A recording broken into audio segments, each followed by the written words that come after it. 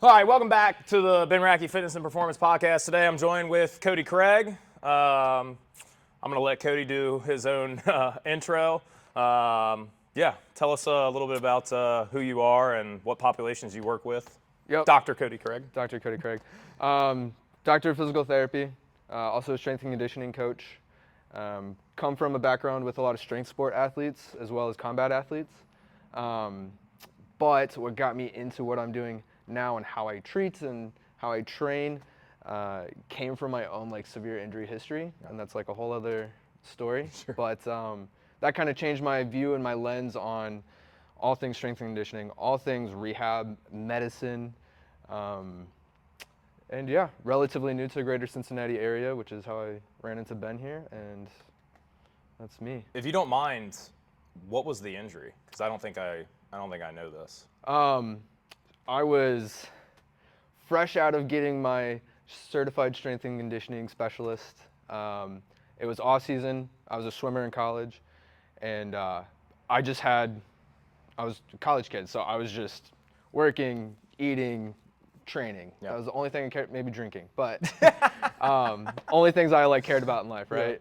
Yeah. And so I was just going crazy with powerlifting style training, but I didn't really have any constraints to tell me I'm done with training. So I was going 2-hour sessions, maybe 2.5 to 3 if I had extra time. And one day I just kind of noticed after squats, I think I did a set of 15 with 315 on back squats. And I was weighing 145. That was my swimming weight. And I was that was awesome. And I woke up the next day and my back was stiff. And I was I didn't care. I was whatever. So I went in, the next day was deadlifts, because you have to deadlift after you squat, right? And it was just this oh, that didn't feel great, but I'm okay. And then it developed over time. So there wasn't a specific boom, but by week 3, I remember I unracked the bar and it was sharp pain in my back. Did not like that, went down, and it was just 225, I was warming up, and I had to drop the weight. And before I knew it, it was this terrible cascade. Sneezing would physically drop me down to my knees. I remember wintertime, I walked out of my apartment and my foot slipped. Yeah. And that alone I didn't fall from the slip. I fell because the pain. Sure. Right? And I was fresh into, if I remember, yeah, it was that summer before I started PT school. So I'd already met some of the professors. Right. So I was hey, I got questions, can you eval me? I think I saw 3 of them. They all had 3 different things. They were telling me what it was. I did all the basic standard stuff. Nothing was going. We just for the audience, I want you to talk about some of these. Yep. Some of these kind of normal things that they'll prescribe for people that have generalized lower back pain or things like that. A lot of it's pelvic tilts, where you're basically trying to tuck your pelvis under you. The goal is to get your transverse abdominis, which is a very small, thin muscle, activated, because it does stability, which I no longer subscribe to that belief. Yep. Clamshells, where you lay on your side and you have a band around your knees because glutes and hip stability. I think I was doing, Stu McGill had just gotten really big. Yep. And so I was doing the big 3, the bird dogs. The old pig science. Yep, with the pig spines, because that's my spine, I guess. And I was doing stuff twice a day, hoping something would happen, right? Yeah. So then nothing happened. I spent weeks doing that. No better. I went to go see a chiropractor, because there was one that was I'm a sports chiro. And again, he told me something that aligned with what one of the 3, I can't exactly remember his own diagnosis, but he did the whole x-ray thing, and then he was this is out, let's do this. So he was cracking my back, and then... Because he can put things back into place with his hands. We're Legos, and yeah. We're being sarcastic. That can't happen.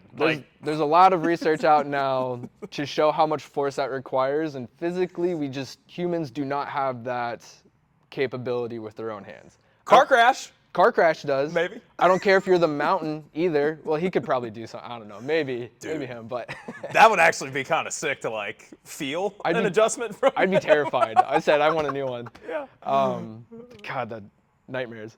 But anyway, that did not help anything. I remember I got a massage, and like I might have felt better for a day. Yeah. But as soon as I would go into the gym and get back under the bar, I just remember like putting 95 pounds on the squat bar. I unracked it and said, nope, racked it again because I was like, pain, right? Sure. That went on for like 3-4 months. I couldn't train.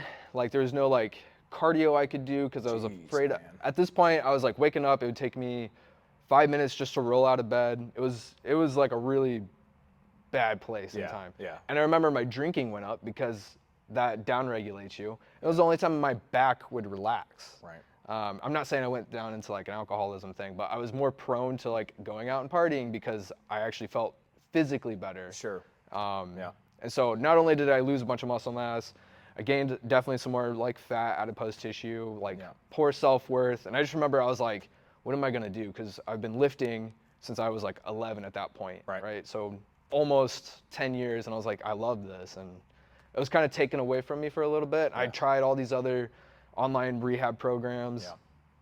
And as a student, I'm not making a ton of money. So here's all my money going towards stuff that didn't work. Sure. And then very disheartening, and mentally, I'm sure. Dude, yeah, not a great time. It's the worst of the worst when you get something that you love taken away from you. Yeah, and it was like school-wise. Here I'm trying to get into this profession. Now I don't think it can help me, and so that decreases my own self. Like, why am I spending this money going to the school? It was a whole thing. Yeah. But I ran in. I'm going to do a shout out to John Flagg. Okay. By trade, he's an athletic trainer.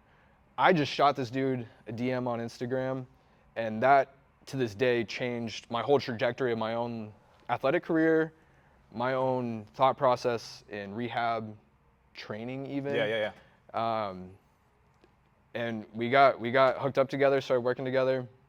And before I was even like fully out of pain, I remember I told my girlfriend, who's my wife now, I was like, I'm gonna sign up for this powerlifting meet because it's in like 1 or 2 months.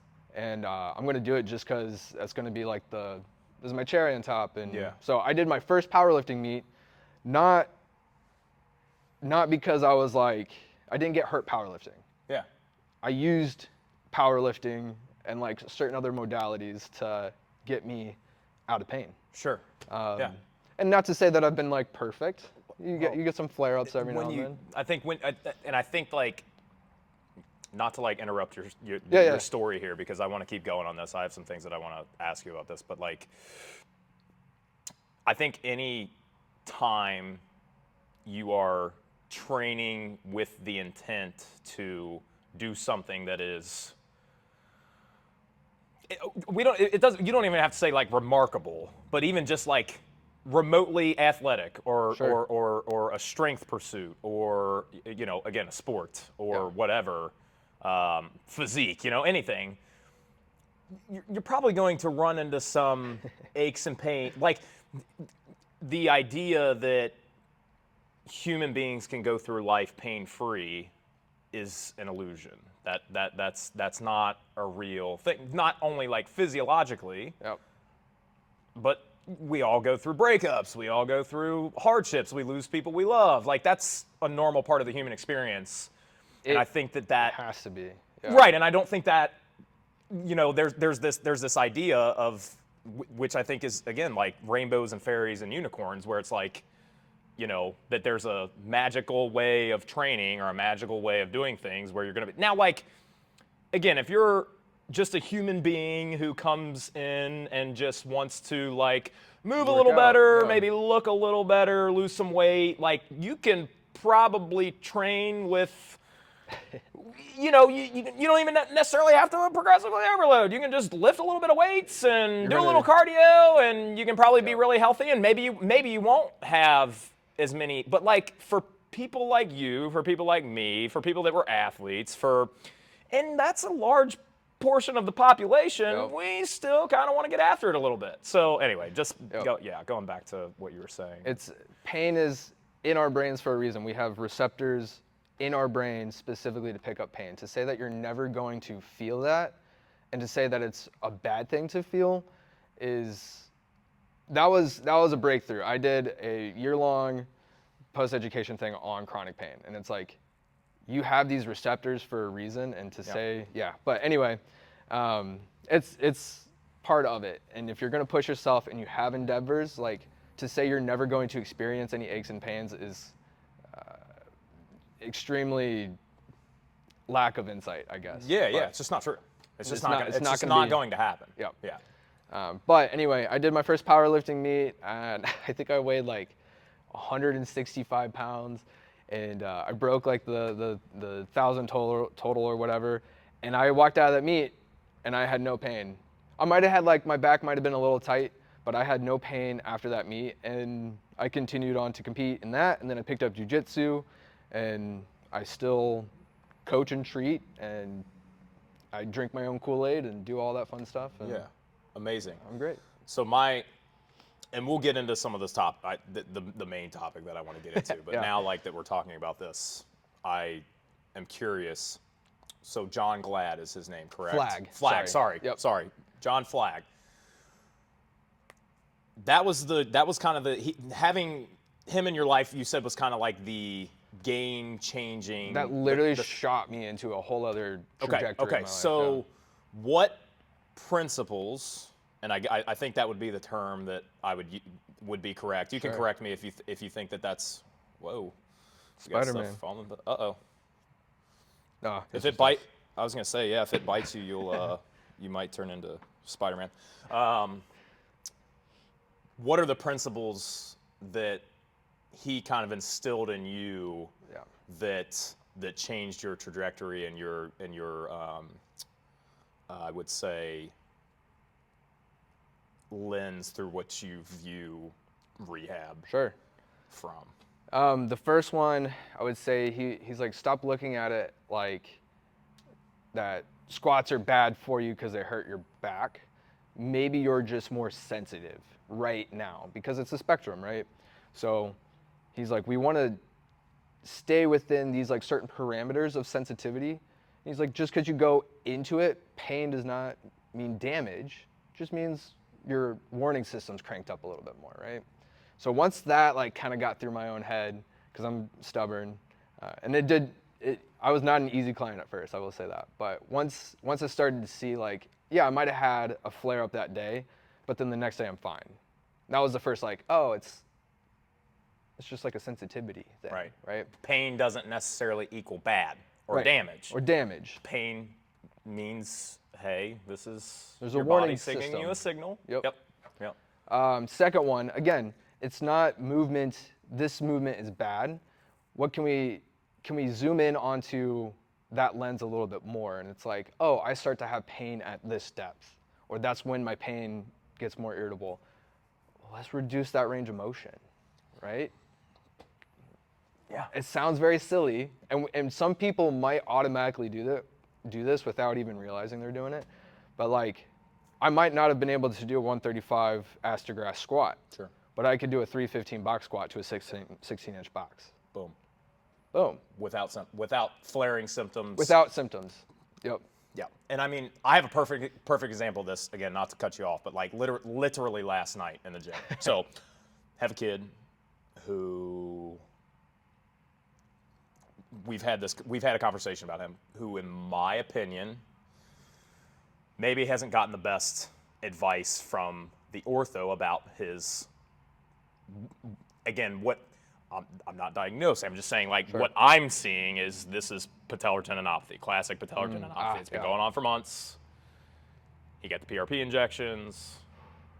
Yeah, which is, again, that's a whole other conversation, and that's not my wheelhouse. That's probably more your wheelhouse and an ortho's wheelhouse. Not my wheelhouse at all. PRP is an out-of-pocket cost of thousands of dollars, and I don't think there's no research to show it's magical in any means. You know, and as you talked with me about, like, the research on, loading tendons and getting the collagen to turn over, and like that's been around for quite some time, actually.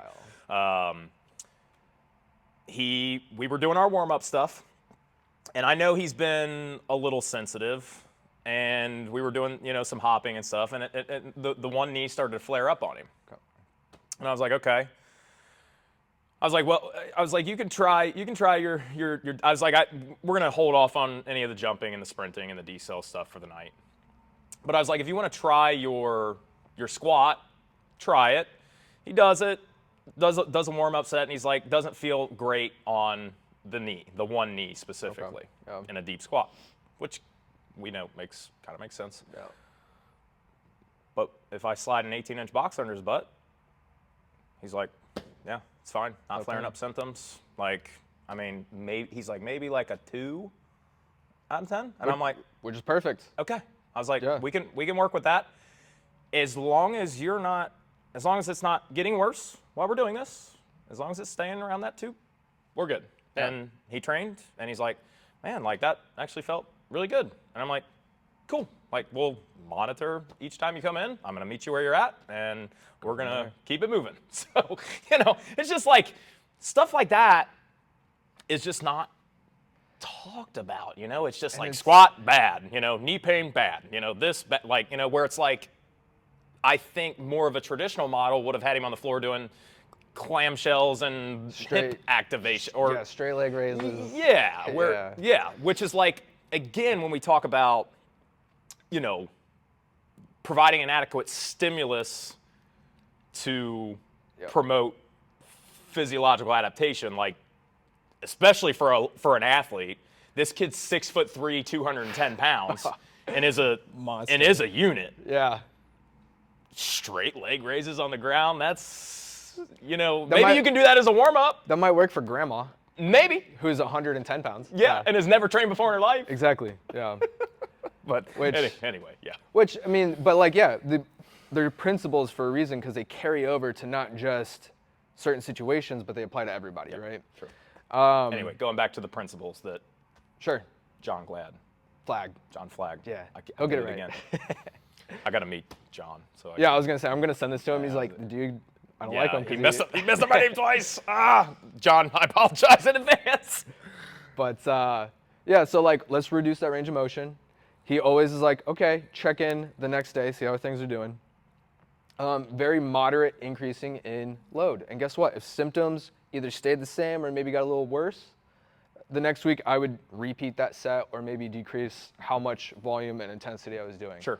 So we didn't go super like, this is what is wrong with your back, which we had, I think, very solid diagnosis of it by when it was all said and done. Sure. But it was like, let's just break down how your symptoms are and go around that. Yep. So a lot of it, not only was it symptom management, but it was just truly working around the symptoms. Sure. And then slowly progressing, whether it was sets, reps, range, all of it, intensity.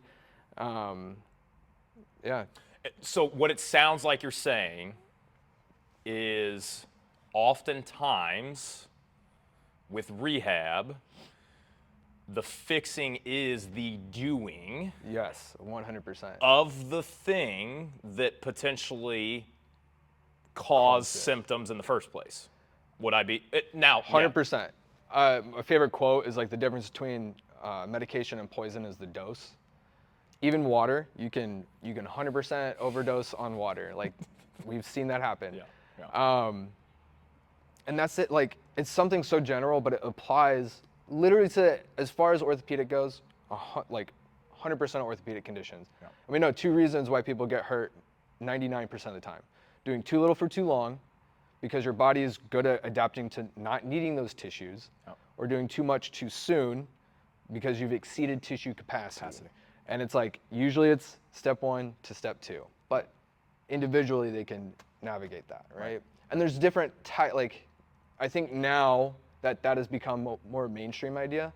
We're starting to look at different qualities of certain movements and certain aspects of pain. Like, someone might be able to deadlift 600 pounds, but then they do a 100-pound front-loaded sandbag carry and it causes back pain. What's the difference there? One is very much a long duration tension aspect, and then you have to practice breathing and bracing for that same time. That is a whole different capacity and quality compared to ripping and gripping a deadlift off the floor. Right. Yep. So it's like we have to look at what you're doing and what causes the pain and how can we navigate and break that down into qualities that we can do. Right. So it's that process of building back tolerance. Yep. Once we've done that, then we can start to build more capacity. And then, it seems so simple, and I think that's why people get so turned off by it. Because it doesn't sound, again, your kid, patellar tendonitis, it sounds fancy and medical. Yeah. So we expect a fancy medical intervention. Yep. And that probably isn't the case as we over medicalize everything. Yes. Everything's over medicalized. 100%. Right? Yeah. And I mean, just your point about like the capacity thing. My client who was just in here that we were talking with this morning, we were doing some bench press, and he hasn't trained. He's done some stuff, but he hasn't really trained like he's training now in quite some time. So we're doing a barbell bench press. He's like, it's been a few years. I was like, you want a dumbbell bench or you want a barbell press today? He's like, I want a barbell bench. Okay, it's fine. Yeah. He was like, when can I max out? It's like, we know like as bros, like it's, yeah. You got it, And now, could we have worked up to a soft 1RM today? I'm sure. I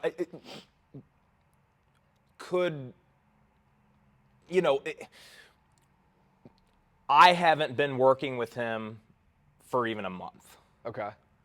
So like I have a general sense of his training history from intake forms and conversations and that, but it's like that would probably not be the best idea for me to say like, hey, yeah, Dave, like let's work up to a 1RM today, and the way I framed, as I just told him, like, hey, let's take the next 3 or 4 months and build some capacity through horizontal pressing. All of the variations. All of it, yeah.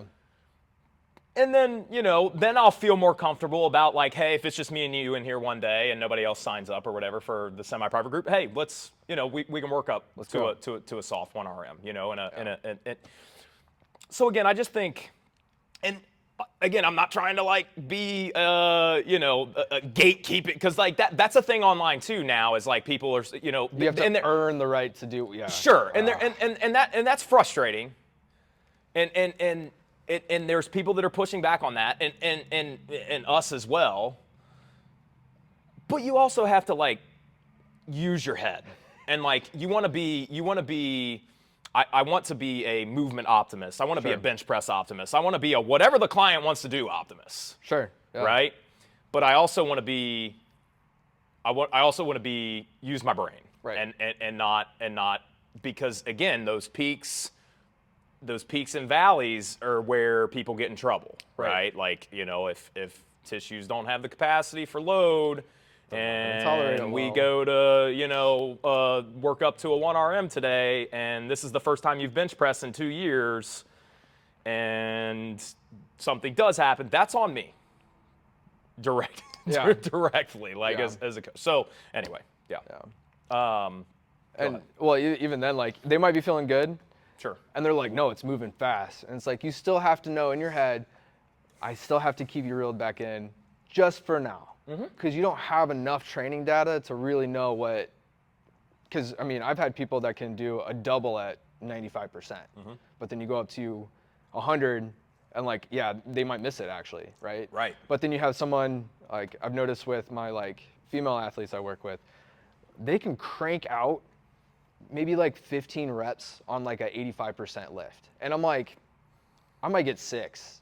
That's crazy to me. Right. But it's just, and it's not just like, male versus female. That's like everybody's own individual matrix of their like spectrum. Sure. But you have to know like, let's wait and get more data. Yeah, because it's the day, it's the, how are you sleeping and how stressed are you and how's your nutrition, and that, as well as I do, that fluctuates literally every day. Every day. Like you're gonna have days where you feel amazing, and you're gonna have days where, and again that's like depending on the programming and periodization. Again, like not only in the gym too, but like outside of the gym. So it's so it's, but yeah. So the principle of the fixing is in the doing, I would say.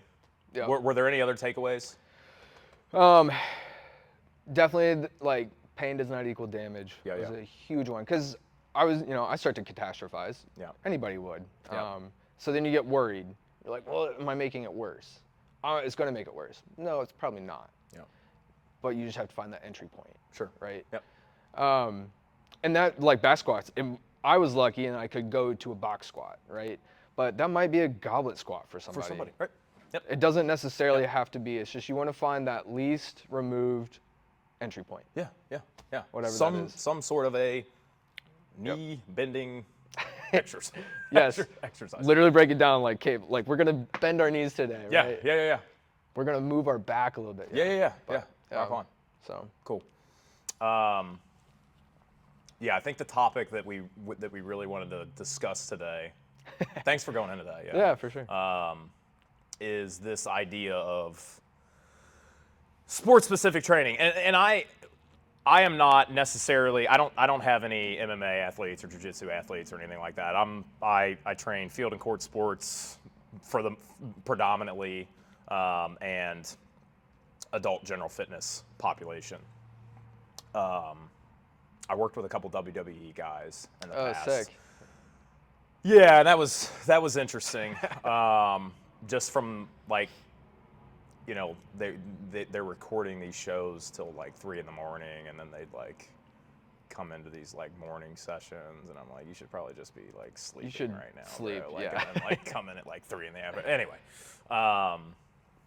but this idea of sports specific training, I see it with the combat community. I hear about things.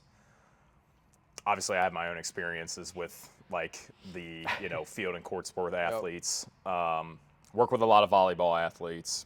And the thing that parents come in with is like how do they increase their vertical?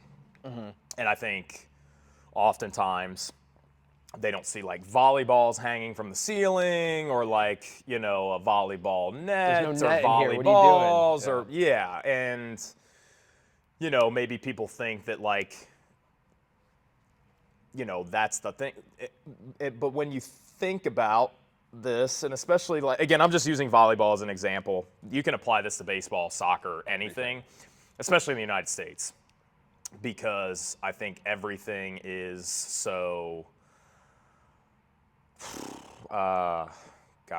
like it is like just there's a big push to like get kids to specialize earlier and earlier. I want my 10-year-old to be an MLB pro, and because of that, he needs to be doing baseball starting at 5 and working on his pitching every day. Yeah, and only that. Like no other sports, no robust. Anyway, we'll get into all that stuff, but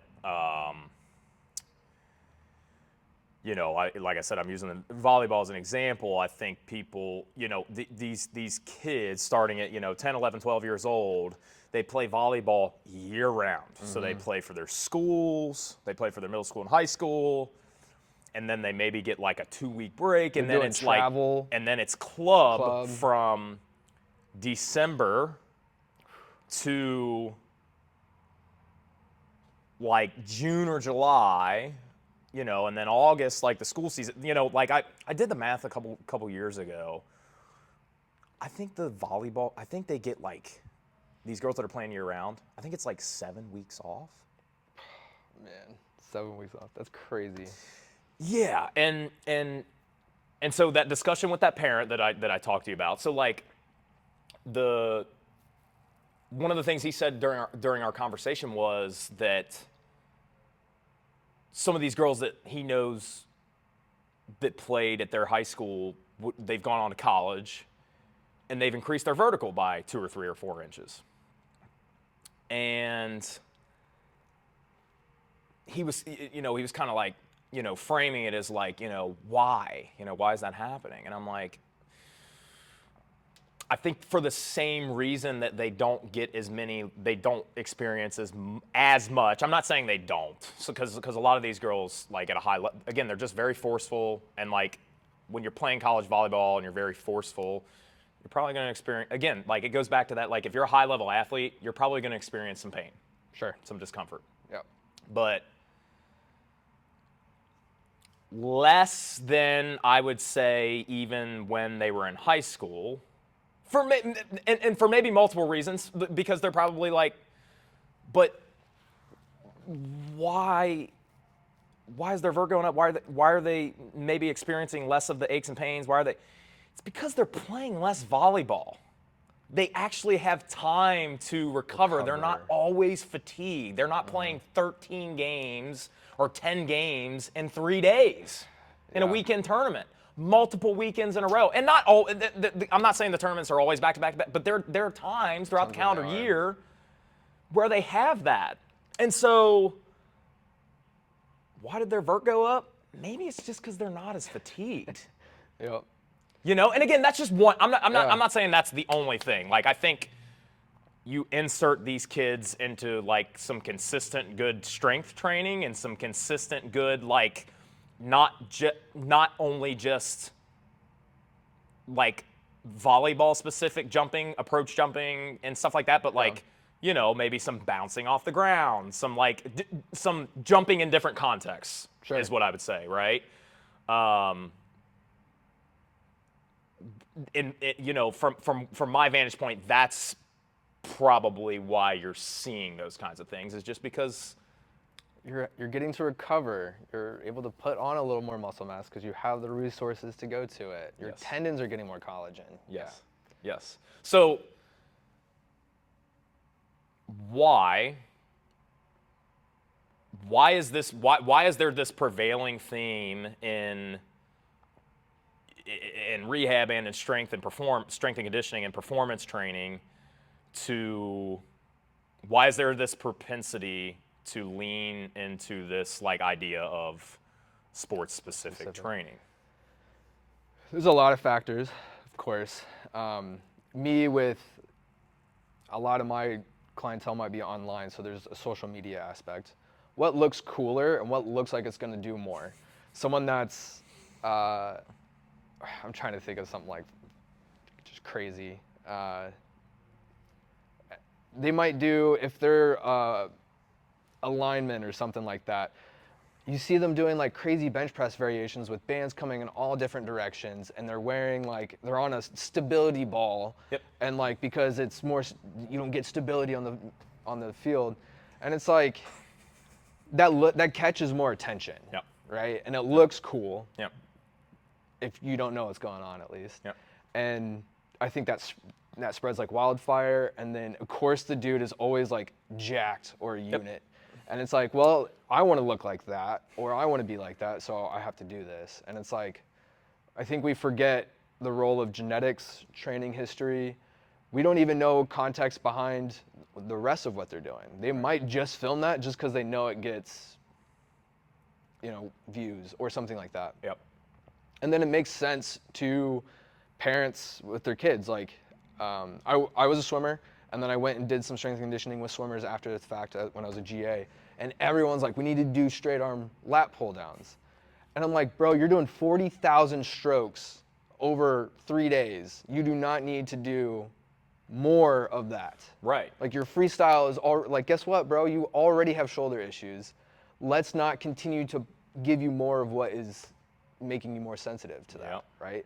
And it's crazy, like, all of a sudden, maybe let's just do a row, and like, let's do it with some good tempo, and like, let's have the elbows out, not close into the body, or like crazy overhead. And it's like, oh yeah, by the mid-season meet, it's like, yeah, I don't even really notice my shoulders anymore. It's like, and maybe I'll catch some flack for this, I don't know, but like, I think when I'm sitting down and I'm just looking at a program or I'm looking at training for anyone,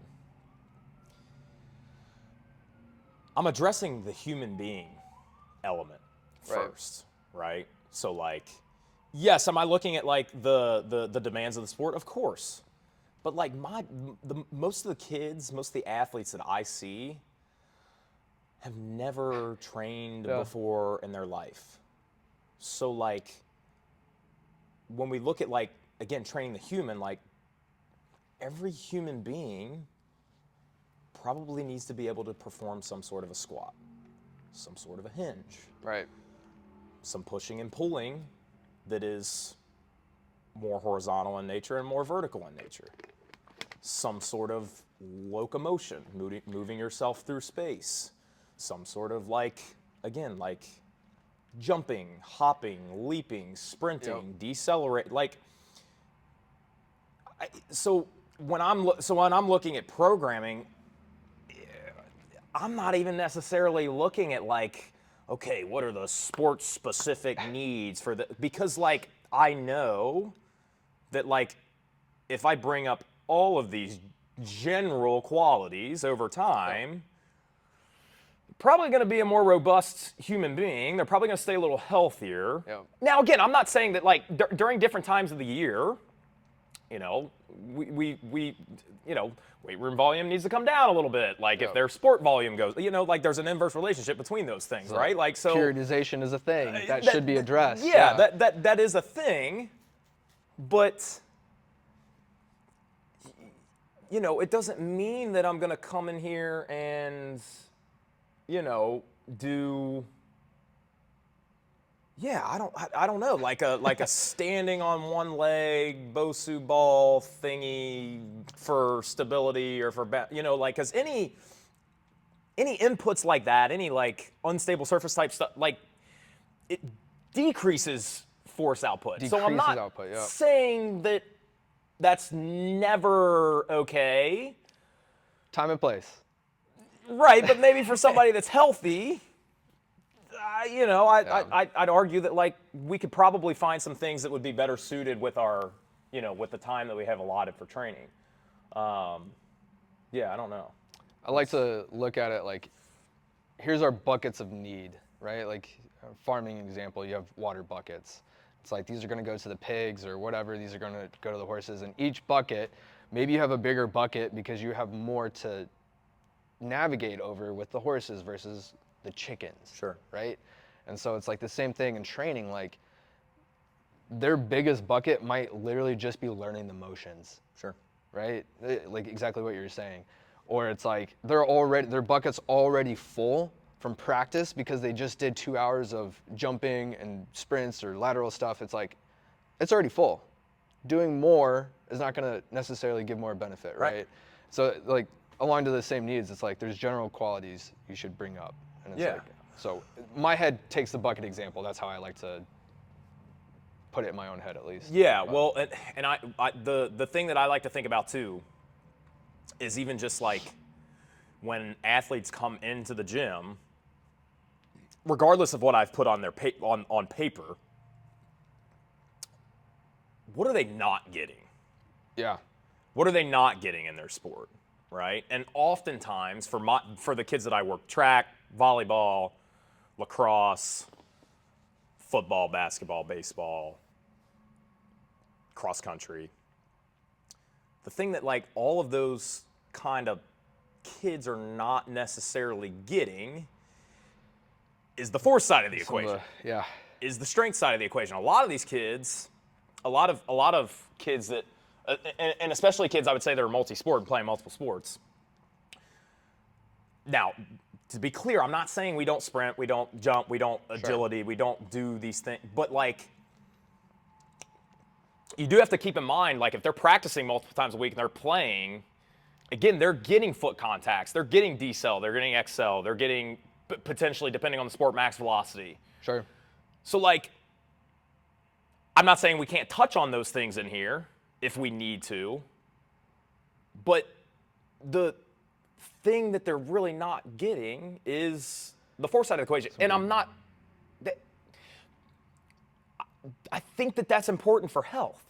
100%. I think that having some sort of strength training, and again, I'm not saying that everything needs to be super high volume or super high intensity. I would say super high intensity and super high volume all the time. Mm-hmm.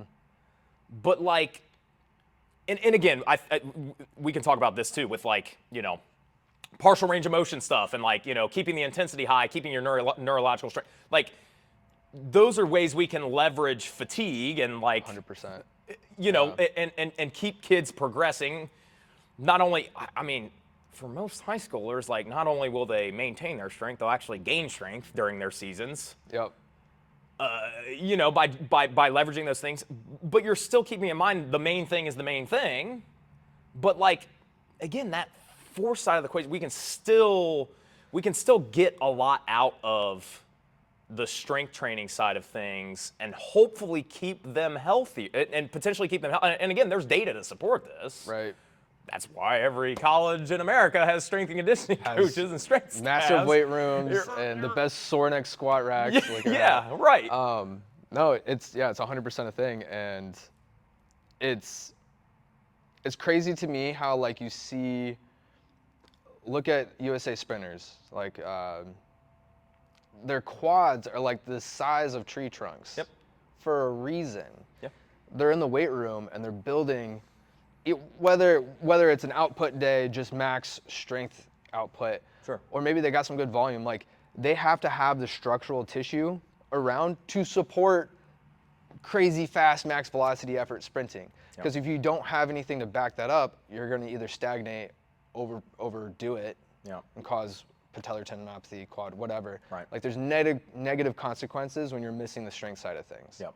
Yep. Which is huge. Yeah, and I think having a dose of that. Now, again, I think that like Dan Bach talks about like the shift, you know, like, and I'm a perfect example of his kind of like mentality of shifting, you know, shifting away from like heavier deep range of motion stuff for a period of time and doing some more explosive lifting, some power, some power cleans or some trap bar jumps or some trap bar high pull, whatever, like that power, that more middle of the range, but that's still stimulating the strength system, your nervous system. Lots of things, yeah. Right. Like your muscular, like, so. Yeah. Anyway, I don't. We maybe got sidetracked off of like the sports specific thing, but like, what was the? I don't even remember. I don't even know. I don't even remember what the original question was that I asked you about like sports specific training, but like, talk about like. I guess in your world, like with the combat stuff, like what kind of what you're seeing with like because like I said, I've seen it too, and it's absolutely ridiculous. And there's so many great strength coaches that are pushing back against that. Mm-hmm. And like, I mean, I was even having a conversation last night with one of the kids, like, and I get frustrated about this because, again, people think a lot of parents think that their kids need to be doing this like super hyper specific sport training outside of their sport versus, and even I would go as far to say from a conditioning perspective sometimes, like where it's like, you know, the sport itself doing the sport itself is the sport-specific training, is the conditioning-specific training. That is where your kid goes for 2 hours a day. Do you want to get more condition for basketball? Play freaking basketball. Right. Now, like I'm talking about like high school athletes and college athletes here. I'm not necessarily saying like if you're an adult and you want to start playing basketball to start going and playing 5-on-5 if you haven't ran, if you haven't. Again, it goes back to our conversation about capacity, like, but you can play in a half court setting. You got to look at the whole person, right? Right. So like the sport, what I would like to like yell from the rooftops is like your sport is the sport specific training, your sport practice, your competitions, like that is that. In my opinion. And I again these are not just opinions though, because the things that we're saying are backed by evidence. At this point, yeah, we have so much research on this, but it takes 27 years for updated research to get to the general practitioner's view, about training human beings. When kids, adults, it doesn't matter. When they're in the weight room or they're in the gym, they're in my facility. My goal is to make them a more capable human, to bring up the qualities of strength, to bring up the qualities of muscle mass, to bring up the qualities of general work capacity, to bring up their condition, whatever, all of those like general qualities again that we were talking about. So yeah, what are you seeing in the combat? That was very long-winded, but what are you seeing in the combat space like that is just again in the training on the like outside of being on the mat or being in the ring or like when you step into a weight room and they're doing sports specific training like and you just rolled for 2 hours. And again, you got to look at the person. You're going to have like your weekend guy that just does jiu-jitsu on the weekends. Sure, he might benefit from doing a little more grip training. But then when you have guys that are competing and like this is what they want to do full time, or this is like 50% of their life is competing or getting on the mats, it's like you're already practicing. You just did a 90-minute session in the morning, and then you went to the afternoon, did another 90-minute session. You're doing 3 hours of sport-specific training. And I guarantee you, it's always different gym to gym, but let's say like the first 45 minutes to an hour, probably just doing some drills. You're going over this new, like whatever technique, reviewing it, going to town. But then I guarantee you, like you're going for 30 minutes at least to an hour after, and you're going to war with whoever you're rolling with or sparring with, because like you're wanting to practice and that's what you love to do. Sure. I went last night, I'm beat the fuck up, right? And I went and rolled for like 45 minutes after, and I'm like, I'm toasted. I went twice yesterday to jiu-jitsu. I do not need to be doing more grip training today. That's literally what I just did for 2 hours of live rolling yesterday. So it's like, no, I don't need that. But like I said, maybe Jimmy, who just does it Saturdays and Sundays, could benefit from it. But combat sports in general, historically, strength and conditioning is very new because it used to be said that it would make you a slower, bigger, bulky, slow. Yes, yeah. And then you saw people like Bruce Lee who might have like tweaked something and doing like a good morning. And so now they just like, oh, don't do any hip hinging because it's going to hurt your back. It's like, well, we don't know any more context around it besides that. And we do know that we can navigate training, and trust me, you do not just get massive by accident. I've been, like you don't just build a bunch of muscle just because you're doing in the weight room. Like there's other things you have to make sure nutrition's on point, you have to make sure the training is suited for that, right? So it's like, you're gonna train for that sport and you're gonna go in seasons, if you will, and there should be some time and place to get some more muscle mass, because more muscle mass, you're going to have more potential for force production, right? Yep. And then it's like, okay, now that we've got a good base on you with cardio, everything else, I would even argue, and this is kind of like something I've changed my mind on, like for combat sport right now, maybe there should be more emphasis on mobility or like true range of motion stuff. Sure. Comparative to a power lifter, right? Yeah. Which are again flexibility and mobility. Like those are things that you can the qualities that you can improve through some good training, right? Like flexibility and the what is Lucas Lucas Hardy? Like he's a great guy to look into for some great great in-range strength, I would say. And ideally, it's like if there's I don't like to waste time in the gym. I like to have fun in it, but if there's something I can do to get the best of both worlds, truly, I'm going to do that instead of trying to waste 20 more minutes on something that might be less effective. Right? But now we're starting to see strength coaches, and you're seeing these guys with like crazy output, and like punches are literally just throwing people backwards. Or like their grip strength and like their back strength, they physically just pick up their opponent now. Versus like that would hurt someone's back in like the 90s, right? And it's like if you can put that on a lean frame, we're now seeing like those guys are fucking monsters. Comparative to just a bigger guy that doesn't strength train. Right. Or like you can have a 165-pound fighter take out someone over 200 pounds, easy. In the sport-specific style training, I guess I want you to explain like the sport-specific style of training versus what I would say is just training like the human qualities. That sport-specific stuff that you're doing in the weight room or you're trying to mimic, outside of your actual sport is not stimulative enough to build muscle, Right.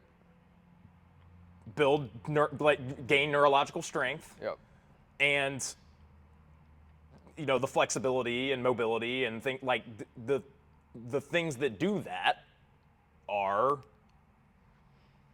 strength training. And I'm not saying like it has to be. I'm not saying it has to be tool specific. Sure. Because like there's that too. Like there's the you got to use barbells or you got to no. As long as the principle of progressive overload is applied into that motor pattern. It's not even tool dependent, right? Exactly. Bingo. Yeah, so, go. Right now I'm seeing, again, we talked about this. Yeah. Worked with a guy, elbow bursitis, and it's like, he trains like at least 2 hours every day.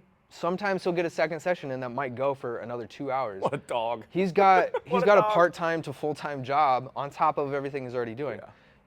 Yeah. There's like these gi grip things attached to bands where people are like, I'm trying to work my grip because I'm grabbing a gi or something like that. Right. Dog, you just did that for 24 hours this week. And as you know, and I've done very little jujitsu, but even in the very little jujitsu I've done, bro, you do a gi class, go roll for, and you roll for a while, yeah. Your grip is fucking toasted. Fried, Toasted. dude, fried. Where I'm like, when I come to the weight room, I'm like, I'm strapping up for everything, dog.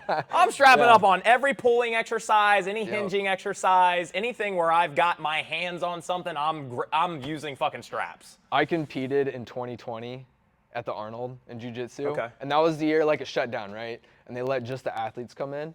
And it was my first time competing in jiu-jitsu. And I remember I did my first match and you could see the veins and everything in my forearms, and I'm like, I don't know. I got 3 more matches in gi, and I was supposed to do no gi after this. I was like, I physically am so super scared. And you see people they're doing this, it probably looks really bad with the camera, but no. But they're trying to rub this out because a 4-minute match wrecked their forearms. Right.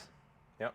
And guess what? What's the easiest dosage-wise thing to train? It's your grip. Yep. You literally, 1 set to whatever fatigue is probably most of what you want. Because if you're grabbing a barbell, you're still getting a good grip aspect.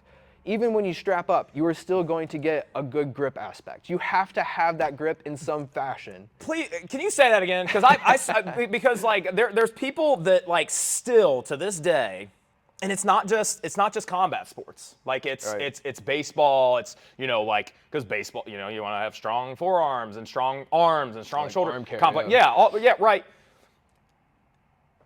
People think that using straps is cheating, and I'm like, guys, your hamstrings and glutes on an RDL can handle or should be able to handle way stronger, a whole hell of a lot more than your grip can handle for a set of 6 on RDLs or a set of fucking 4 or 5 on a trap bar deadlift or whatever whatever. Even for horizontal and vertical pushing and pulling, right? Yeah, 100%. Yeah, and or pulling. I said pushing, pulling. Yeah, we know what you meant. But yeah, it's that's my biggest gripe, and it's for that guy in particular, it's he's overloading this consistently. Yeah. And it's no reason why you have where visibly swollen bursa, you're just simply overdoing it. Yeah. And it's it's one of those things. It's I'm frustrated, but he's worried he's not going to make progress, and it's you don't need much to make progress in most of these sports-specific realms,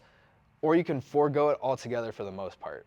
I guarantee you, a lot of my athletes, they don't use straps when they deadlift, like my combat guys, just because their grip's already just insanely they have strong. a fucking ridiculous grip, so they don't. And they never did anything once to train it. But somebody out there is making a bunch of money on just a gi cloth that they cut and attach to bands. And what I was going to say is, could we argue that, like you said, throwing that out altogether, again, I'm speaking of this person specifically that's doing a lot of jiu-jitsu, doing a lot of gripping. Could we argue that throwing that out altogether and again just doing because in strength training, if you're doing some hinging and some pulling exercises, you're using your grip. Could we argue that, again, regardless of the use strap, but even if they use straps and they are able to train like those movements maybe a little bit heavier than they could without straps, could we argue that if we were to measure their grip strength, that those things alone would improve their grip strength as well?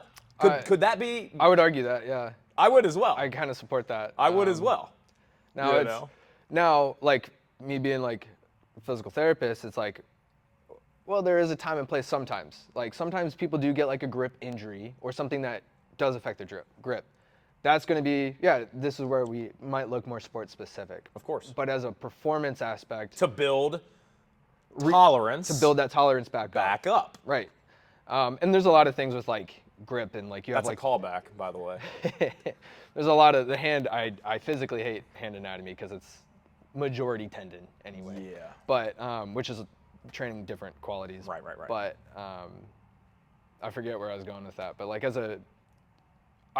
as a healthy athlete, if you're doing some general quality of that in that bucket is being taken care of, 99% of the time, you do not need to do anything more because it's not going to be more or less protective. You're already getting it hammered. Right. So, yeah. Again, it's that idea of the buckets, right? Right. And I guess that's something we could talk about too, is like for human beings, like what are those buckets? Because I think oftentimes like people talk on podcasts like this and we talk about principles, we talk like what are the human qualities that like every human kind of needs to be tapping into, and not to go on a side tangent, but like the grip example with the guy with the grip, that would be like, okay, my high school track athlete, they're starting track seasons ramping back up. That would be like me, like, okay, they're hitting their max velocity at practice, and then they come here. It's like, all right, let's do some more max velocity on the treadmill. Let me see your 20. Yeah. Like, no, you did that. So like, what's the thing you're not getting? Oh, you're not getting the force side of the equation. You're not out on the track squatting. And again, it's squatting, hinging, single leg, upper body pushing and pulling. That's not specific to track. Mm-hmm. You're not getting out on the track and doing a squat. That's why there's so many tools and modalities that you can use. There's so many different squat variations. You can do a machine squat, and that's okay. Yeah. But again, it's training the human being. It's training your muscular system. It's training your nervous system. Like that's what we're doing with strength training. That's why it's important, because that not only is that going to keep you healthy, it's going to keep you potentially stronger and potentially help you from a nervous system perspective produce more force, bigger muscles, like we talked about earlier. Anyway. I like to look at it like the triathlete. Like I've had like guys that just love to like do sprints, or I've worked with sprinters in the past. Yeah. It's great. You have that quality, but like when you're doing 10 100s or whatever at practice, like that's pretty fatiguing. We're no longer getting into like your true fast fiber types. Max velocity. Yeah. Right. You're now switching gears to like your more endurance base. Yep. Maybe that's what you need. Yeah. And guess what? If you have a better pool to navigate from, your sprints can be higher quality. Yep. Right? Yep. So it's like, but that's going to be done at the beginning of the season. Right. I would argue almost all sports, your first intro into like your season of training, most of your weight room activities should look really similar. Yeah. Like 85 to 90% of what you're doing, regardless of sport, should be, you should not be able to like, oh, these are the runners, unless you're like, super skinny and like, they're not my throwers, but. Yeah, no, sure. Yeah. Well, and besides the visual and again, representation. that's where you get into, I think, like I would say specificity in the weight room. It's not necessarily that we're changing movements or changing exercises or changing patterns, but like for example, I have a girl who runs track at Navy, and she's no longer, she's gonna do her own thing. Like in track, you don't have to be like a part of a. Yeah, you don't. Anyway. Yeah. But when she first got there, the throws coach is the strength coach. Yep. Yep. So you already know where I'm going with this. Yep. He is biased towards getting people not only just stronger but bigger. Yes. So like volume, a lot of volume. Which for a sprinter, for some sprinters that are super skinny and not muscular and have never touched a weight before, Yeah. gaining some muscle and potentially even gaining some tissue and some scale weight, some mass, may be beneficial. For her, it was not. She got bigger and stronger and slower. So it wasn't necessarily like, okay, we're not going to squat anymore, or we're not going to deadlift. It's like just, we're going to do less volume of this and a little more volume of like bouncing off the ground and maybe a little bit more volume of like track specific stuff. Your intent and focus matters just as much as, you know, your tool that you're going to use. Right, she's already big and strong enough. So again, that's where we can start to leverage. Use those resources elsewhere. We can start to leverage a little less range of motion. We can leverage those middle ground power exercises, the cleans, the loaded jumps, and because those things, once you already have that big base of training, and you already have a lot of muscle mass, it ain't that hard to keep it on. No. If you eat enough protein and you stimulate your system through some good quality strength training, again, that maybe isn't as much volume or as fatiguing, what do you know? You run a little faster. Maybe you lose, because even in her case, like even if she was to lose a few pounds of muscle mass in her quads, like it's not a huge deal. It's not a huge deal, right? So like, and I guess that leads us into that. Like, what are the general human principles for me, for you, for my adults that everyone should be training to some capacity? Talk about that. Kind of touched base earlier with it. Like you should be able to do like a horizontal push, horizontal pull, vertical push, vertical pull. Same thing with the lower body, a lower body push, lower body like hinge, right? I would even go as to argue like that's a good strength aspect to look at, but do they have any power aspect to them? It doesn't necessarily need to be a 315 clean, right? Nope. But can you jump? Yep. I was on a client phone call the other day, yesterday. Yep. He's 45, Yep. and he had a partial Achilles rupture, so single leg strength tanked because we were dealing with that for a little bit, some other things. But he was telling me, he's like, yeah, I went to like put on something on my feet because his feet were dry, and he's like, I just stood up with one leg because I didn't want my lotion-soaked feet to touch my carpet. And he's like, I haven't been able to do anything with like a single leg aspect. And he's like, I didn't even think about it until I had already hopped across the room. He's like, oh shoot. How cool. Guess what? We've been doing jumps in the weight room. He's been hammering squats. Yep. He just did like a 365 like ass to grass squat at 45. Let's fucking go. How cool is that? Which is awesome, right? That's the coolest thing ever. But he's like, I go to the weight room and I have you, he's like, I'm doing your jumps that you prescribe. And he's like, people are looking at me and I don't know if it's because they think I'm weird or if they think it's like there's something positive going on. And I'm like, we need to shift that. Yeah. Dude, you and I are both 30. When was the last time some of our friends did anything athletic where they jumped? Dude. And I guarantee you if they do it when they're 40, they're going to pop their Achilles. Dude. So like, and that, that's that. Will Rattel had a post recently, and I made a comment that like adults can do dope shit too. 100. Grandma can do dope shit. Now, again, I'm not saying that like an adult, because that's the fear that people come in here with. They see some of the strength and conditioning stuff that I've done with kids, and they're like, "Oh, I'm going to be running 10-yard flies and max velocity on the trail." No, my guy. No. Like, but like, hey, can we do some band-assisted pogo leap? That's my favorite.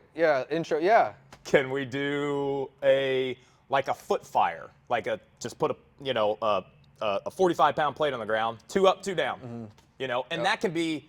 I tell people like, hey, you can go start a little easier. As you feel more coordinative and more rhythmic, you can speed it up. Again, you can speed it up, you can slow down. How about like a easy lateral shuffle?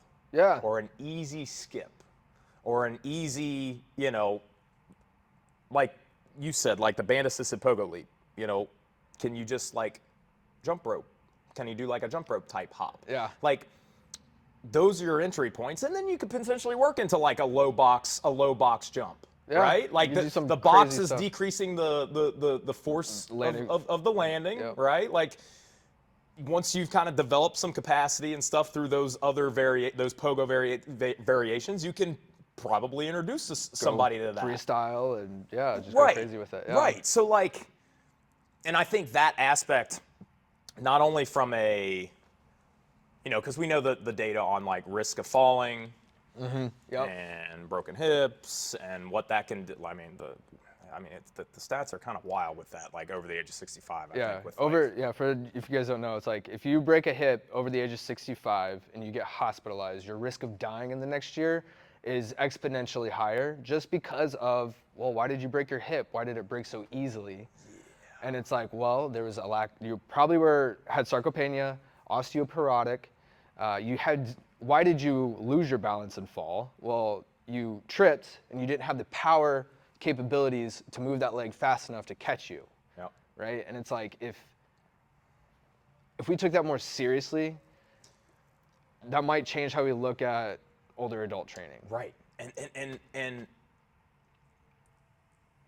the coordinative piece, right? We touched on that. But like plyometrics, you just talked about like like the evidence is pretty clear, like that's amazing for strengthening your bones. Not only strength training, which we're gonna touch, that again, we're gonna squat, we're gonna hinge, we're gonna lunge, we're gonna push and pull. Obviously great for bone density as well.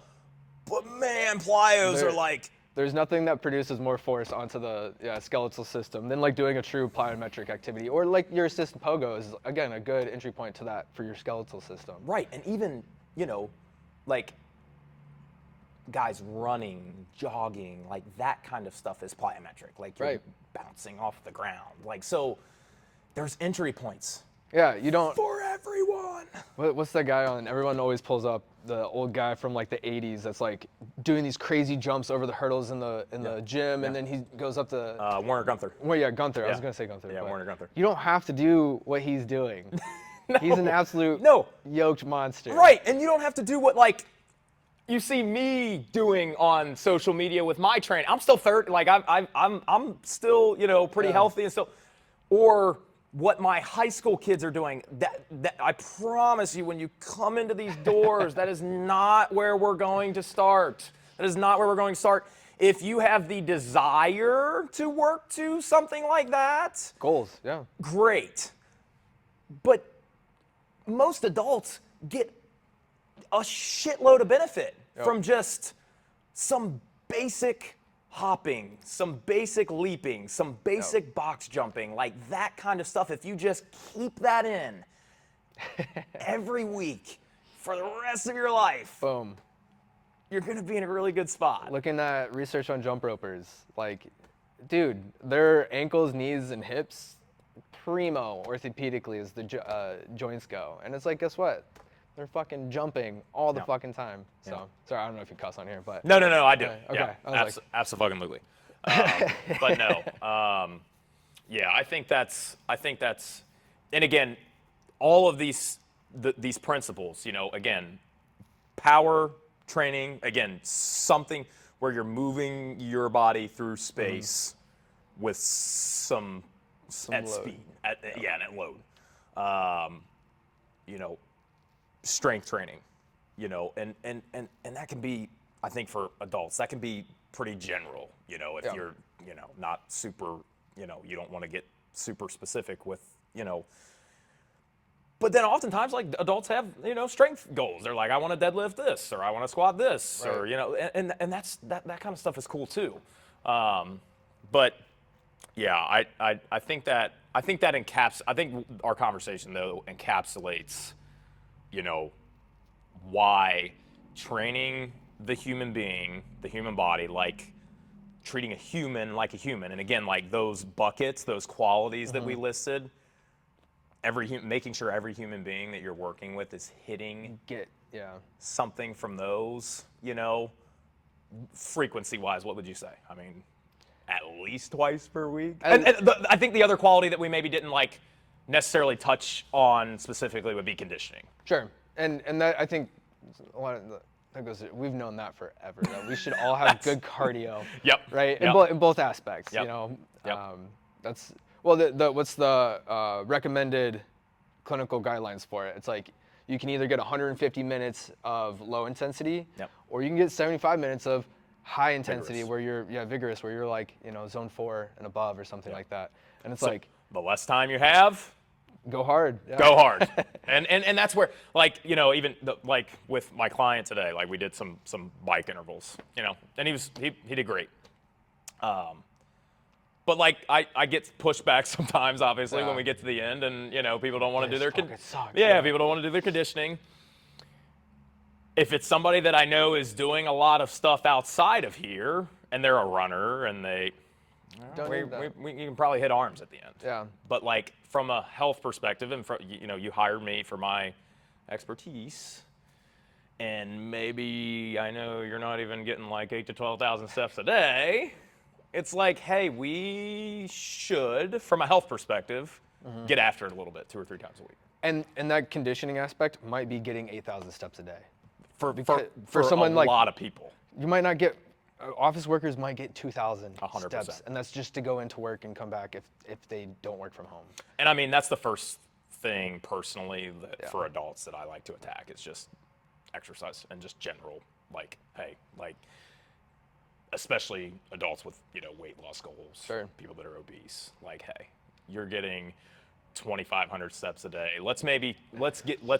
Do you think could we double that? Could we take that? And that's like really what that looks like is potentially breaking up your day more purposefully, or like one purposeful walk for 30 or 45 minutes. Like, hey, can we? And then once we hit that, like, then maybe we can get to And I think giving people that range of like 8 to 12 is like pretty reasonable. And it's a large feel like, range, for most people. Right. and it's not. I want to say it's not that hard. There are people that struggle with it, but Sure. There's a trend doing micro marathons, where people will run a marathon on top of their fridge. Okay. Have you seen that? I don't think I have. The guy's literally crouched like Schmeagol on his fridge, and he's just going tiny circles for hours, just doing that. Or a girl ran a marathon in her bathroom, and it's like a standard sized bathroom. That's crazy. And it's like, yes, you like people that might not live in the safest areas. I hate to say it, and that's not super exciting to go walk in your bathroom back and forth, like, because you can't go walk outside. But like, make it fun. I don't know. Start a trend. Man. Well, like, and they make walking pads that are pretty cheap, man. Yeah, I got one for my wife for $40 on like an auction site. Yeah, like it's not. I don't think it's like. I don't think general movement from a cardiorespiratory perspective, from a walking perspective, is like, is that far out of reach for most people. Yep. So, again, I think those principles that we hit on, the strength stuff, the specific, squat, hinge, push, pull, conditioning, power, yeah. those things are things that should be included in any human being's performance or life. Yeah. We just say life. Like, you don't have to say perform. Like, any human being that wants to train should be hitting those qualities. That is a longevity template that if you hit twice a week, you would have I bet our chronic pain, our chronic illness, our metabolic syndromes might go down to like not even like we need to train people on this because it's not an issue anymore. Totally. Right? Yeah. And guess what? You miss a week, you're good. You miss 2 weeks, you're still good. It's going to suck to get back into it, but like you hold on to these qualities longer than you think, and you get it back once you've already obtained it. You get it back really quick. Much quicker than you think. Yeah. I think that's a great thing to kind of end on. Cody, where can everybody find you, and if you want to be found? If I want to be found. Social media, I'm Cody.prescriptionstrength on Instagram. I think I have a TikTok. I might post to that once a month. I do have a YouTube. Again, might post to that once every 2 months, but I'm mainly active on Instagram. And you can find me here at Ben Rackey's gym You can find me at River City Barbell in Dayton, Kentucky, or at Son of Siam, and also just down the street from Ben here. So, yeah. Rock and roll. Dude, thanks for coming on. Awesome, for sure. Absolute pleasure. We need to do it again for sure. Yeah. This is fun. Wait,